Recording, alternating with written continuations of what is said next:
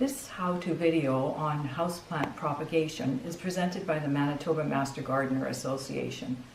A few of the reasons why you'd want to propagate your houseplants would be to share them with your friends, to give them as gifts, to increase your indoor houseplant garden for little to no cost, or it's a great fundraiser for horticultural or garden groups.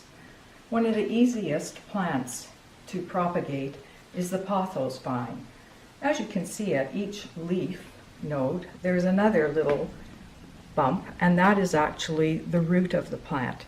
So what you would do is just snip it off just above where the leaf is, and I usually take off this one leaf also, and where these nubs are, put it into the soil, make sure there's good contact, cover it up a bit, and what I find, I use just a little paper clip to secure that down there to make sure that that contact stays in good form.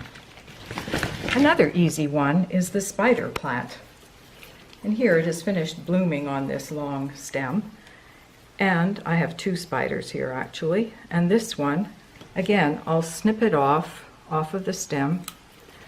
And it too is very easy to root. So I'll just put it into the soil, which is moist, and keep it moist for at least a month or so, and the same with the pothos, until it roots well. And the way you'd tell that is give it a little tug, and if there's resistance, you know it has well rooted. Now the ivy vine is a similar process. You can cut it at any leaf node, and I remove the bottom leaves. But this time I dusted in a rooting compound.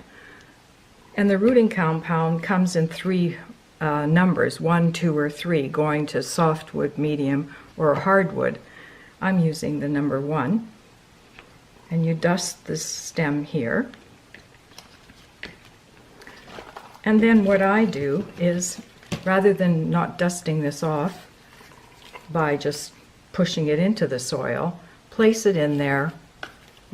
The powder doesn't brush off, and again, keep that moist like the spider plant and the pothos until it is well rooted. Another easy one is a succulent, like this jade plant. You can cut off any portion at a stem there, and you can see it's quite succulent.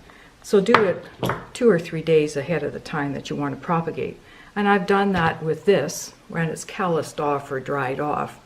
And again, I will take this